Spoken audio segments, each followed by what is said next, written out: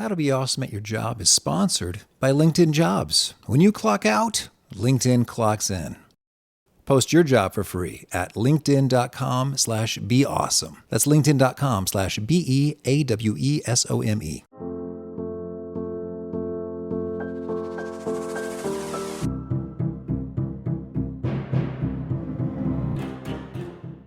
If you suspect somebody's neurodivergent, I would not go up to them and ask them about it unless they already have or talked about it in the past. Like if they put it in Slack or talk to you or your team about it, that's open territory. But if you don't know that, but you suspect it, then you can at least initiate creating the psychological safety, having retrospectives, suggesting process improvements, working with your manager to make sure that people feel welcome and respected and that opinions are heard regardless of where they're coming from. That helps initiate the likelihood that somebody will self-disclose.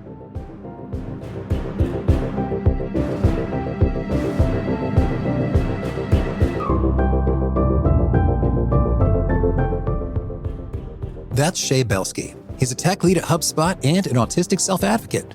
With his unique perspective, he's worked with many organizations to champion neurodiversity in the workplace. And today, he's here to share some of that wisdom. So you'll learn 1, why neurodivergency is unavoidable at work. 2, the unique strengths and struggles of autistic people. And 3, when and how to discuss neurodiversity at work. And if you want a quick summary write-up of these actionable takeaways, I recommend you sign up for the free Gold Nugget email newsletter. You can find that at awesomeatyourjob.com. I'm Pete Mockaitis. This is How to Be Awesome at Your Job. And now, here's Shea. Shea, welcome. Pete, thanks so much for having me. I'm super psyched to be here, and I'm looking forward to this for a while. Thank you. Oh, thank you. Well, I'm excited. We are going to talk about neurodiversity today. That's come up only a couple times out of 1,000 episodes, so feels like doing it again is worthwhile from my perspective. But could I hear your perspective on making the case for why should your typical professional give a hoot about this topic? The simplest reason is that you definitely work with neurodivergent people. And to set the record straight, neurodiversity includes people who are autistic, such as myself, people who have ADHD, dyslexia, anxiety, depression, OCD. There's a very large umbrella that it covers that I'm not going to define every single thing. But the important thing to note is that the chances of you working with somebody who's neurodivergent, loving someone, knowing someone who's neurodivergent is 100%. You definitely do. You might not know that they're neurodivergent. They might not know that they're neurodivergent, but you definitely do. And that alone should set the standard for why you should care, why you should give a hoot, as you so well put it.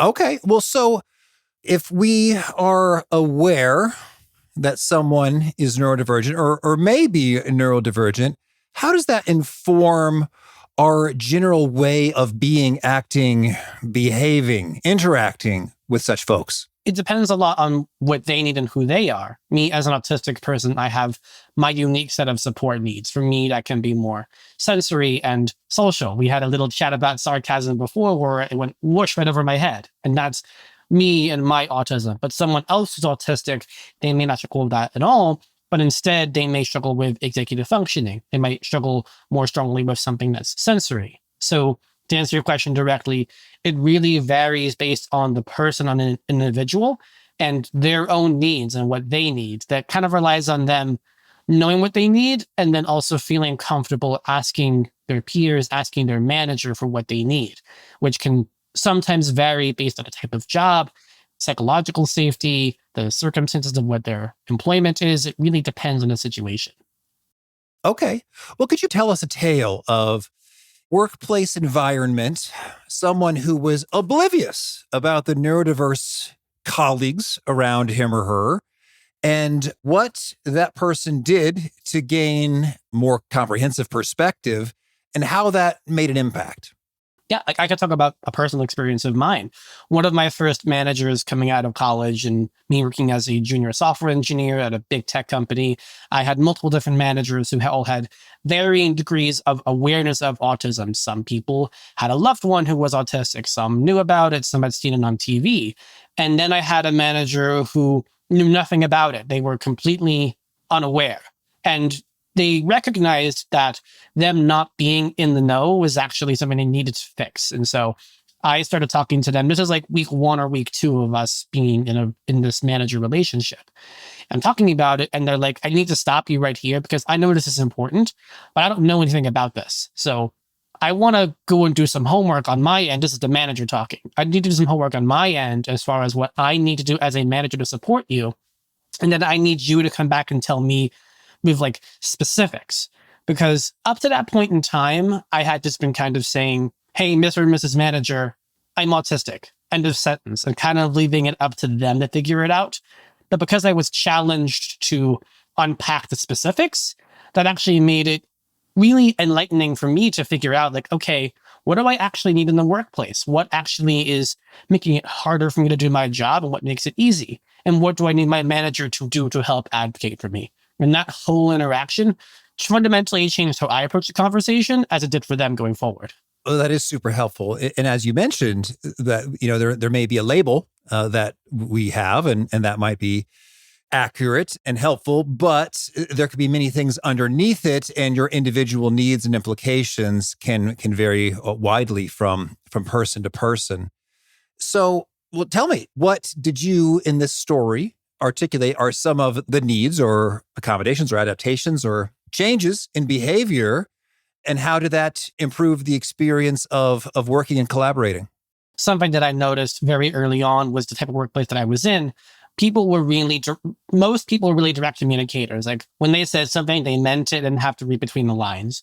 And I realized that for some people, they might be a little bit more vague about what they were asking for. They might be a little bit less specific, they might be sarcastic. When they were talking to me about it, they kind of expected me to kind of figure out what that all meant. And at the time, I struggled with that. So I said to my manager at the time, hey, like, as I am working to unpack what these people actually mean, I could use your help in kind of helping unpack that, / asking these people alongside with me to be more direct when talking with me. Because in that moment, I was like, one or two things can happen. Like, I could have asked them to be more direct, or he could have asked on my behalf. We did a little bit of both, where we both sat down with these people and said, hey, this is Shea's communication style, mentioning autism a little bit, but we said, hey, this is Shea's communication style. Going forward, if you have a very explicit and clear ask of Shea, can you please just be clear and explicit and not kind of beat around the bush? Because otherwise, it's a little bit tough for him to understand what you actually mean. And it actually makes things more confusing for everybody. And as soon as we asked that out of the way, everything changed in our communication style. It really became easier for me. I didn't have to like cut through this noise or fog. I could just say, like, this person needs me to do a thing. I will do the thing and make sure I follow up with anything else they didn't ask me about, but just kind of going start to end in that front. That's one example, but that was the one that made the biggest difference at the time. And what difference did that make? It made it easier for me to do my job, because a part of that cognitive tax for me was trying to understand, what am I being asked? As a software engineer, we have tickets, Jira tickets, GitHub issues, whatever software you use. And so we'll put stuff into a ticket to say, this is what we have to do here. Here's the story. Here's these details. Here's information from users. Here's what we want to accomplish. And so that's a very clear, easy in and out thing. I want this thing to be done, kind of like a recipe. But sometimes if you talk to people in person, there's less structure. And so I needed to be able to manage a little bit less structure, but not a complete absence of it. So in this mode where it's like two people talking with each other, and then I have to go make a ticket based on this conversation, I needed to have enough information to put into the ticket. And the effect that this whole conversation had was making it easier for me to understand what goes into the ticket, what goes into this work, and not have to like overthink or overanalyze this, but make it very clear, this is the information that I need to work off of. And then the more and more that I work with these people, I learn their communication styles as well. I learn when they mean this, they also mean these are the other things. I can learn other parts about the systems we're working with. And so over time, I can gradually start to do more with less. But at that moment, I needed a lot to work with to do that. Understood. So just very basically being able to do the things that people need doing, but fundamentally. Exactly. All right. Yes. Okay. Well, let's dig deeper into autism specifically. I'm thinking on the show, when we talk neurodivergent, we had Skye Watterson talk about ADHD stuff. We had Kate Griggs talking about dyslexia stuff. We had Richard Newman mention autism as being a surprise strength as he was learning about body language things, because he he had to get very explicit about this body language means this. Oh, yeah. And that was, in a way, an asset and giving him a fresh lens, a new perspective, and being able to teach the stuff super effectively and in a novel way. So give us the rundown when it comes to autism in the workplace.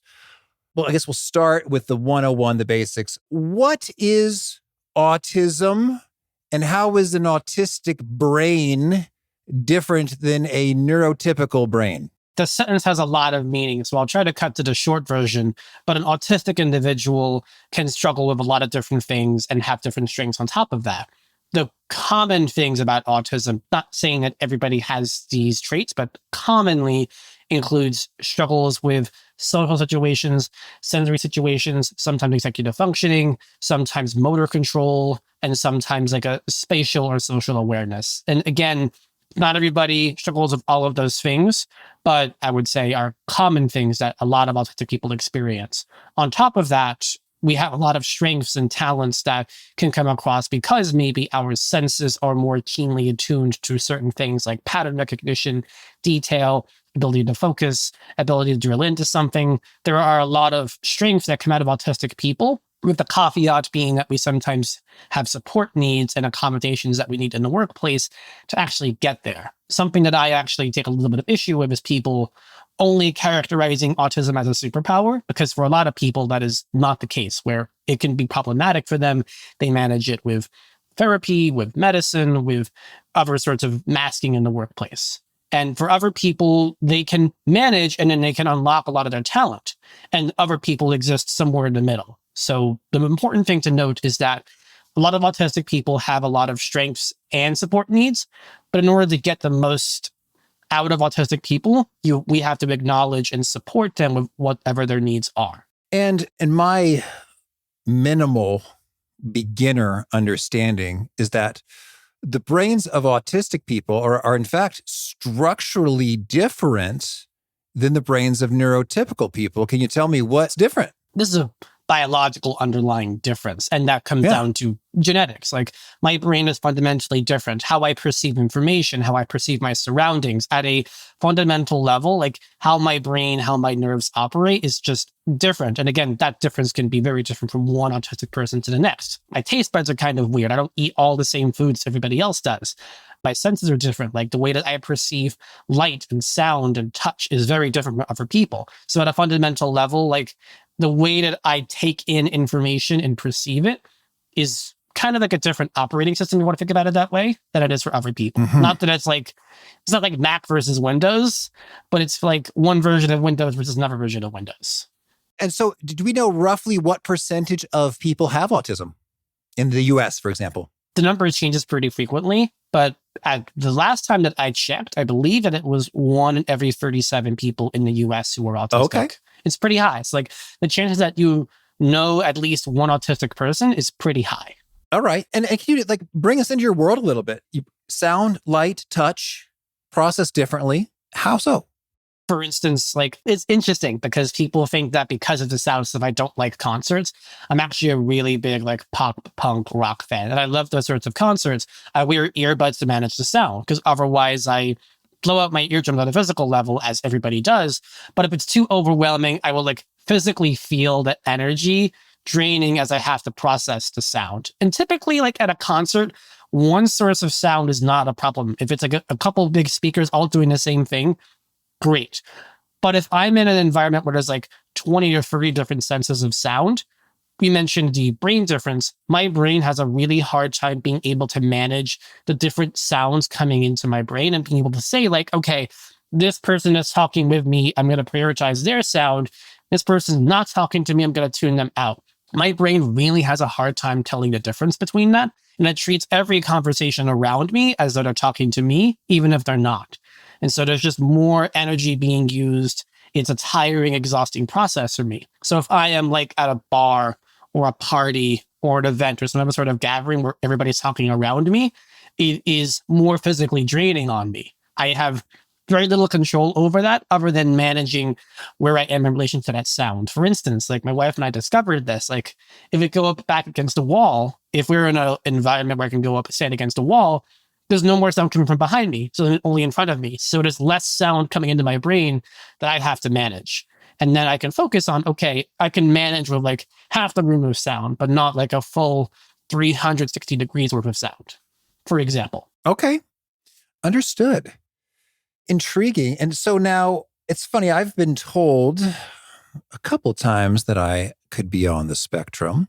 And the piece of it that resonates the most is I understand that people with autism can have a special area of interest that they just study the bejesus out of. And it might be one thing for a long period of time. It might be kind of alternating from season to season. And in the TV series Atypical on Netflix, which is kind of fun, our main character with autism had a deep interest in Antarctica, Shackleton, and penguins. That was his thing. He knew all about it and the insides and out of it. So can you speak about this phenomenon? My special interest is absolutely Dungeons and Dragons at the moment, I want to say. I'm playing later today. And everybody's special interest varies as well. And how that special interest comes across is also pretty different from each individual.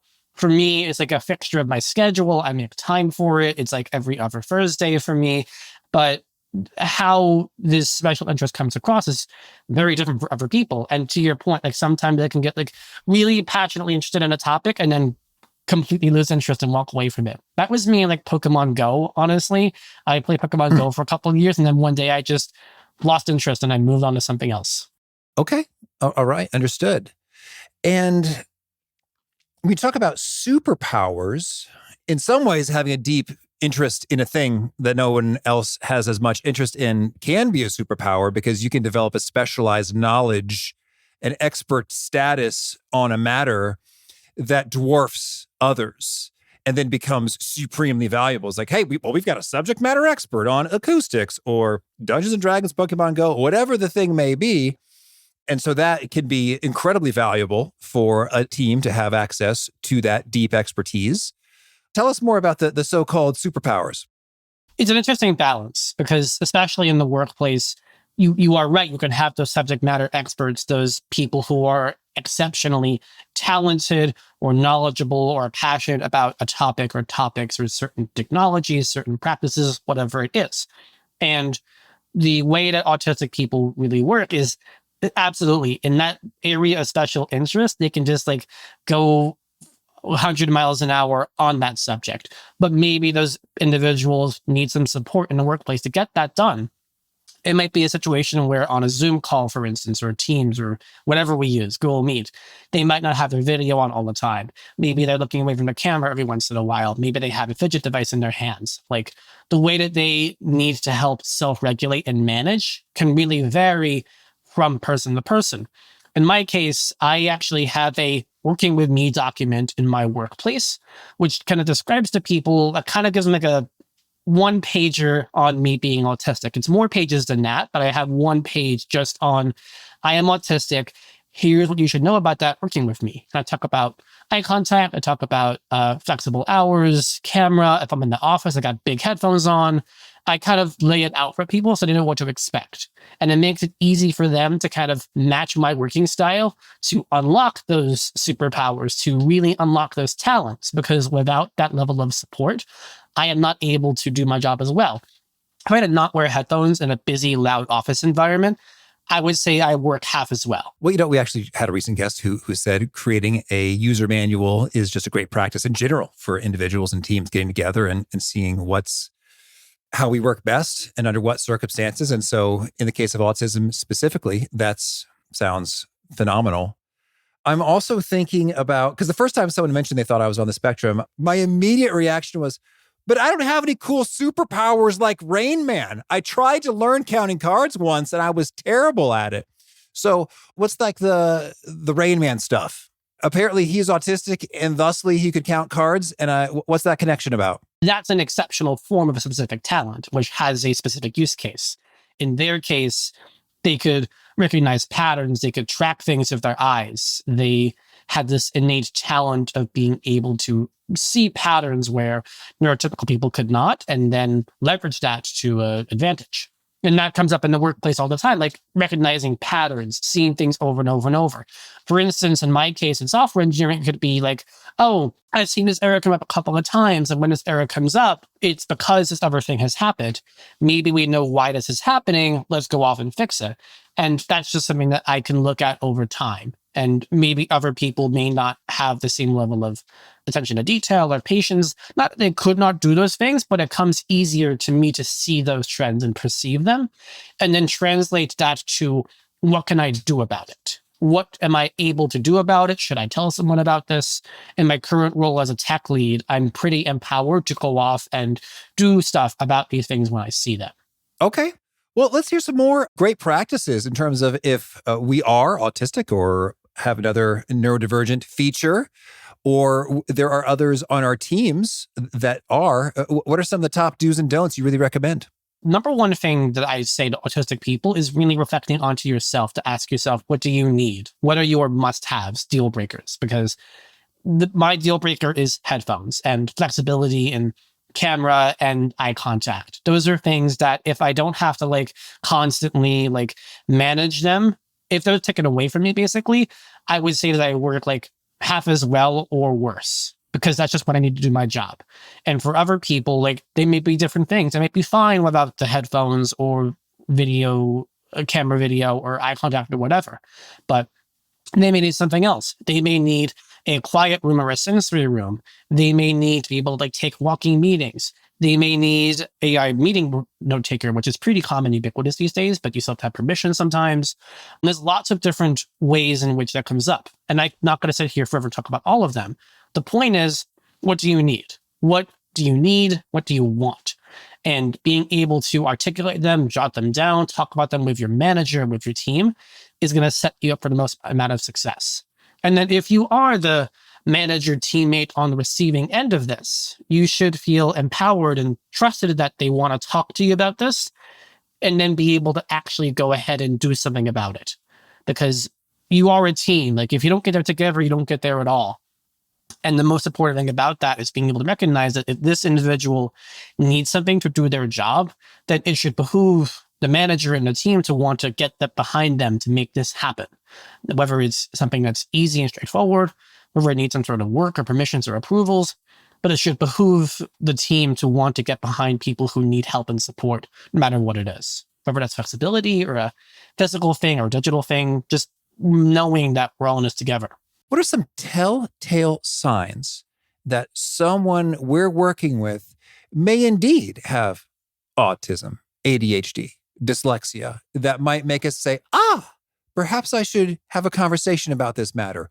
Or is that taboo? It's not ideal for someone to suggest, it looks like you might have ADHD. It's well, hey, buddy, that's none of your business. My health matters. So how do you think about that in terms of identifying who might have a need and how to have that conversation respectfully, but not intrusively? Just how do I navigate that whole world?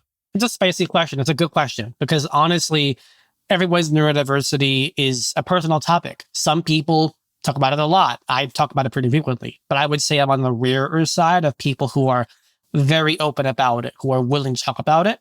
Different people have different levels of comfort for what they will and won't say.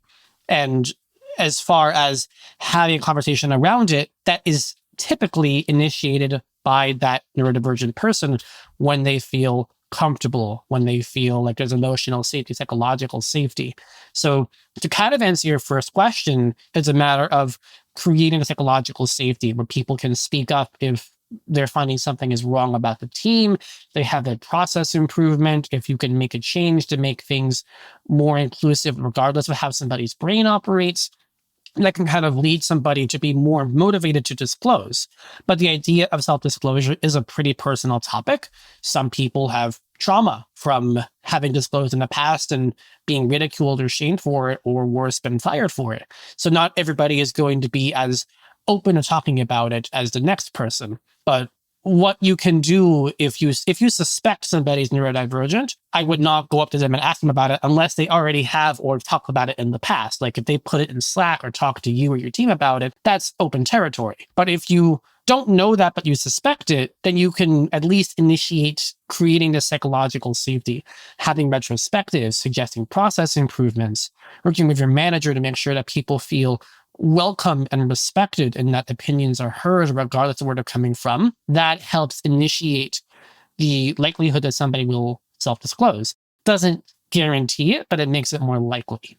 Yeah, that makes a lot of sense. And you could talk about accommodations, adaptations, etc., without using any labels whatsoever. It's like, of course. I've noticed in a few meetings that when a lot of people are talking at the same time, you appear agitated. Is that accurate? And it's like, well, yeah, actually, that's one of the things that gets me kind of feeling nervous. That can actually help people a lot. You can have the chat without using the word autism. Some people will have whole conversations like that without discussing neurodiversity. And some people may be kind of waiting for the opportunity to discuss it without ADHD or dyslexia or anxiety or OCD coming up. They may be afraid to put a label on it, or may be afraid of how people perceive that label. And being able to talk about the effects that the neurodiversity has without addressing it can sometimes make it more comfortable for people. Again, it's really up to the individual, but that may be more beneficial for some than it is for others, especially for people if they don't even know that they're neurodivergent at all, which happens pretty frequently. People may have ADHD undiagnosed and not have any idea whatsoever. And so you may describe a situation, describe a person who is not able to manage their ADHD. Then you have an improvement to the team. Maybe you have a note taker. Maybe you have an executive functioning coach, or like a thing that helps you manage focus time in your calendar. And that can be a solution to the issues you face with ADHD without even knowing ADHD is involved at all. Okay, thank you. You said some folks have disclosed these matters and then been fired for it. My first thought was, is that even legal? Is it even legal? It's not technically. It's not technically legal. But people find other reasons for firing somebody that are either adjacent to it or not, because they may be afraid or worried about it. I have not personally experienced this, but I directly know people who have either been ostracized for neurodiversity, have been treated differently because of it, or have been avoided for promotions. They have had responsibility taken away, or they have, in worst case scenarios, been fired for it. And I think people are we have conversations like this, like you and I are having right now, because people don't know how to support neurodivergent people. And rather than trying to learn, people kind of shy away from it as a hot potato, but it doesn't have to be that way. It doesn't have to be this big, scary topic. I think people are just afraid of managing change is honestly more what it comes down to. Okay. So when you say that that's not legal, is this under the Americans with Disabilities Act, or what's the relevant legislation? I believe it's the ADA. I could be wrong about that one, but I'm reasonably certain that it's the ADA or Civil Rights Act, where you're not allowed to discriminate employment on the basis of disability, which sounds more like it's ADA, but I could be wrong about that. Well, I don't know. Maybe this is a can of worms, but the word disability seems tricky in this context, because as we said, hey, it's different, and sometimes there's superpowers. I don't know. You tell me, Shea, the word disability, it sounds like some people might say, yes, that's appropriate. Others would say, heck no, this is not appropriate. And that's offensive to even say so. What's the vibe in the community on this topic? The answer is that it depends based on the person, on the individual. You could be listening, looking, hearing me right now and not believe I have disability at all, but bring me to the Burren in Somerville, Massachusetts, and that place gets really loud and anxiety inducing for me, and I have to bail out of there after 30 minutes. In that moment, I have disability. But if I'm here talking with you on a podcast, no, I don't have the appearance of having a disability. So neurodiversity, the idea of it being disability, varies greatly based on the individual, on what their needs are, on where it shows up, on what they need, on their strengths. It really varies based on the person. If you are an autistic person who has higher support needs, maybe you lack the capacity to drive a car. Maybe you don't have the ability to ride a bicycle. The disability is more pronounced and more obvious, but not every autistic person lacks that ability. Not every person has that ability. So it really varies based on the person. There is a subset of the neurodiversity community who does not associate neurodiversity as being a disability. because it really varies based on the person. If you ask somebody who is dyslexic with a disability, they'd probably be more inclined to agree with you. But if you ask somebody who was ADHD or autistic, maybe not. It just really depends on the person. Well, yeah, I think that word is pretty emotionally charged. And I hear what you're saying is it could go either way depending on who you're talking to. The way I've thought about the word disability came from a speaker I volunteered with some years ago, Matt Glowacki, who didn't have legs. He was born without legs. And so he's just a really hilarious speaker who talks about these sorts of topics. And he simply defined disability as anything you got going on that makes it harder to do stuff. And in that definition, that seems not so personal, loaded, charged, emotional. I was like, oh, well, I might think of a number of things I got going on with myself that would qualify under that definition. Think about it another way as well. If you are pushing a stroller, if you're like pulling something in a carriage behind you, if you are like carrying a bicycle, for instance, and you have to go up a set of stairs or an escalator or anything that involves like a steep incline, you have a temporary disability that's based on where you are and the thing that you're trying to do. For me, it's the same way. If I am at a business conference and I need to do some networking and I need to mask, if I need to manage sound, if I have to manage light. I went to a conference a few years ago in a casino. That was extremely overwhelming for me for all the reasons you probably imagine. And that was like 10 out of 10 anxiety for me, but I had something that I had to do. And my disability was a little more obvious in that moment because I was really trying to manage. But if the same conference was in a quiet hotel ballroom, maybe the same thing wouldn't have been true. Yeah. You said the word mask, and it's interesting. I was chatting with an AI some months back about autism, and it just sort of dropped these words like I was supposed to know what they meant, masking and stimming, which I subsequently looked up. So if anyone else is hearing these words, like, what does that even mean? Shay, can you lay it down on us? What do we mean by masking or stimming? Masking is something where you as an autistic person or ADHD or any form of neurodiversity kind of act in a way that you think people are expecting you to act, whether it is what you say, how you behave, your body language, how you speak. It is kind of putting on a literal mask and altering your behavior based on the expectations of the situation that you're in. For instance, if you're at a business conference and have to network with people, you need to schmooze, make small talk, warm up to people, all of which are things that I find very alien to me that do not come naturally to me. That's my brain. My brain does not think to ask someone, how's your kids? How's your home project going? I have to kind of like remember to ask them, kind of checking off items from a list because it doesn't come naturally to me. And then I ask them whatever I have to ask in this moment. And so that is a frustrating thing for me. It's something that I have to kind of almost robotically do when I'm in a situation where it's necessary. Versus when I'm at home or people I care about, I ask a little bit less. I don't ask those robotic things unless they're people who I really actually intrinsically want to hear that information from, like my wife, how was your work day? How's your parents, etc. On the subject of stimming, that is really like a self-regulation thing. Stim is stimulating. So self-stimulating could be anything. So for me, like my form of stimming can be a fidget device. Like I play with this with my hands, typically out of sight and out of range of the microphone because I've been told it can be loud before.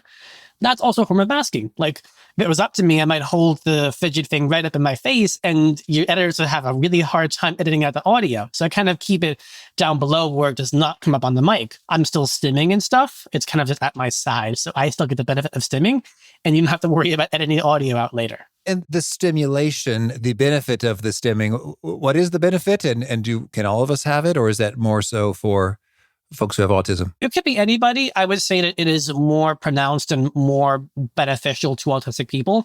Not every autistic person stims. I want to make that clear as well. Like for some people, that form of stimming can be something that is autonomous or at the musculatory level where they don't have a way of controlling it. It just happens. For some people, you can think of it as like picking a scab and like feeling the relief that it causes you. For people who maybe have less control over their body, stimming could be walking. It could be like hitting themselves for some situations. It could be biting things. There are lots of self-stim toys out there which help people manage them without causing harm to themselves or to other people. And every autistic person's stimming takes a different form. Some autistic people don't have a stim at all. Some have lots of different ones. Some have ones that could be harmful. Some have ones that are very subtle. It depends greatly on the person. And what does it do for you? The benefit of? To me, that is like a cognitive form of like release and anxiety calming for me. Like when I am playing with a fidget thing in my other hand, like a fidget toy is the way you describe it. There's like fidget spinners, there's fidget cubes. Those are basically STEM toys for everybody. And like I have like a whole bag full of fidget toys and gadgets at my desk at work. I say, if you ever want one of them, come take one. One of my favorite ones is like a little like infinite bubble wrap thing where like it's like a plastic bubble popper and you pop it and you flip it over and you can just keep popping. My wife has one. She's neurotypical and she loves it. So anybody can STEM. You don't have to be autistic to gain the joy out of it. It can just do something to distract your hands if you're like picking at your fingers, picking at a bug bite. It can just help calm you down. I can't really describe how it feels, honestly, because again, everyone is different and the reasons for it really vary, but anybody can do it. It doesn't have to be autistic people only. Okay. Well, Shea, tell me anything else you really want to make sure to say before we hear about some of your favorite things. Everyone has their own kind of fidget device. So for me, like this was like a career fair thing that I got at a career fair back in school. And if you're listening to this and doing career fair gadgets and like swag, don't give out t-shirts and water bottles. Give out fidget devices because Bell, whatever company Bell is, I still have your fidget device and I want you to know that I love it. So if you work for Bell and you make fidget devices, I want to say thank you. All right. Let the records show that it has been stated. There's my endorsement for you there. I give my endorsement for Bell, whatever company that was that made this fidget gadget. Big thanks to Shea for sharing his wisdom with us. Big thanks to our sponsors. Check them out. Okay. Well, now could you share a favorite quote that you find inspiring? Mine's are like parachutes. They only function when open. All right. And a favorite study or experiment or bit of research? Favorite study? I've been doing like my Tolkien deep dive at the moment. I like browse the Tolkien Gateway, which is like the Lord of the Rings wiki. And I have the audiobook for the Lord of the Rings queued up that are narrated by Andy Serkis. So I'm kind of ready with all of the terminology and lore from the world. I've seen the extended edition movies, so that's not an issue. But I'm kind of doing a Tolkien deep dive right now. Okay. And a favorite book? Right now I am reading, this is actually a HubSpot favorite. It's called Radical Candor. Oh, yeah. By Kim Scott. She was on the show. This is actually really helpful for me about like giving honest but like meaningful feedback to people. Okay. And a favorite tool, something you use to be awesome at your job? I like taking a lot of walking meetings. It's not really a tool, it's like a thing. But if I can listen in on a meeting and go for a walk in the middle of the day, that also helps me sim or like self-regulate. Like that helps me kind of calm down and like relax and be more present on the meeting, honestly. All right. And a favorite habit? Oh, I'm running and walking and hiking and stuff like that. Anything that kind of gets my body moving, I feel like it's a form of physical therapy. Okay. And is there a key nugget or soundbite that you're known for? Autistic people are really inspirational and so powerful and talented, but you have to really work with us and acknowledge our support needs to get the most out of autistic folks. All right. And if folks want to learn more or get in touch, where would you point them? I have my own podcast called Autistic Techie. If you're neurodivergent, know somebody who is, and you want to learn more about this subject in great detail, find me on all your podcast platforms, social media, Autistic Techie. If you want to find me personally, my name is Shea Belsky. There's only one of me. If you search for me anywhere on the web, you will find me. I am one of one, I promise. All right. And do you have a final challenge or call to action for folks looking to be awesome at their jobs? Challenge what you know about neurodiversity. And if all you know is Rain Man or atypical or something else, like seek to broaden your perspectives and learn from people in your life who are neurodivergent, because you'd be really surprised at what you hear from them and what you may take away from those conversations. All right. Shea, thank you. Thank you so much, Pete.